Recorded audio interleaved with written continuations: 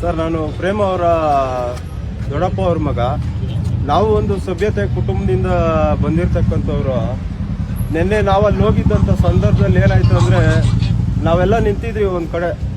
ರೇವಣ್ಣವರು ನಮ್ಮ ಊರಲ್ಲಿ ದೊಡ್ಡ ವ್ಯಕ್ತಿ, ನಾವ್ಯಾರೂ ಕೈ ಮಾಡಲಿಲ್ಲ. ಏನು ನಮ್ಮ ತಂಗಿ ಈ ಥರ ಆಗಿದೆ ಅಂತೇಳಿ ನಾವು ಹೋಗಿ ನಿಂತ್ಕೊಂಡಿದ್ವಿ. ಕಾವ್ಯಗೌಡ ಅವರ ಅಕ್ಕವರು ಮತ್ತು ಅವರ ತಮ್ಮವರು ಅವರು ದೊಣ್ಣೆಗಳು ಎತ್ಕೊಂಡ್ಬಂದರು ಹೊಡೆಯೋಕ್ಕೆ. ನಾವೆಲ್ಲ ಅದನ್ನ ತಡೆದು, ಬೇಡ ಸಂಬಂಧಿಕರು ಕುಟುಂಬದವರು ಒಂದೇ ಕುಟುಂಬದವರು ಜಗಳ ಆಡಬೇಡ್ರಿ ಅಂತೇಳಿ ತಡೆದ್ರಿ.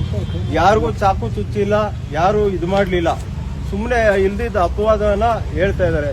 ಇವತ್ತೇನು 100 ಜನದ ಮುಂದೆ ಕಾವ್ಯಗೌಡ ಅವರು ಹೇಳಿದ್ರಲ್ಲ, 100 ಜನದ ಮುಂದೆ ರೇಪ್ ಮಾಡಕ್ಕಂತ ಸಭ್ಯತೆಯ ಕುಟುಂಬದಿಂದ ಬಂದಂಥ ವ್ಯಕ್ತಿಗಳು ನಾವು. ನಮ್ಮ ಚಿಕ್ಕಪ್ಪ ಅವರು ರವಿಕುಮಾರ್ ಆ ಥರ ಹೇಳೋಕ್ಕಾಗತ್ತಾ? ಇಬ್ಬರು ಹೆಣ್ಮಕ್ಳು ತಂದೆಯವರು ಅವ್ರು ಈ ಮಾತು ಹೇಳೋಕ್ಕಾಗತ್ತಾ ಸರ್?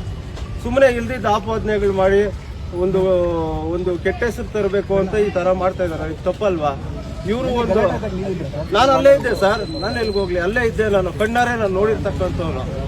ಇಲ್ದಿದ್ದ ಆಪಾದನೆ ಒಂದು ಕುಟುಂಬದ ಮೇಲೆ, ಇವ್ರು ಫಿಲಮ್ ಆಕ್ಟರ್ ಆಗಿರ್ಬೋದು, ಇನ್ನೊಂದಾಗಿರ್ಬೋದು, ಕುಟುಂಬದ ಮೇಲೆ ಯಾಕ್ರಿ ಹಿಂಗೆ ಹೇಳ್ಬೇಕು? ಇವರು ಹೊಡೆದಿರೋ ವಿಚಾರಗಳನ್ನ ಇವರು ಏನ್ ಪಬ್ಲಿಸಿಟಿ ತಗೊಳಕ್ ಮಾಡ್ತಾವ್ರ? ಇವರು ಒಂದು ಕುಟುಂಬದ ಮೇಲೆ ಪಬ್ಲಿಸಿಟಿ ತಗೊಳಕ್ ಮಾಡ್ತಾವ್ರ? ಇಲ್ಲ ರವಿಕುಮಾರ್ ಅವ್ರ ಹೆಸರಾಳು ಮಾಡಕ್ ಮಾಡ್ತಾವ್ರ?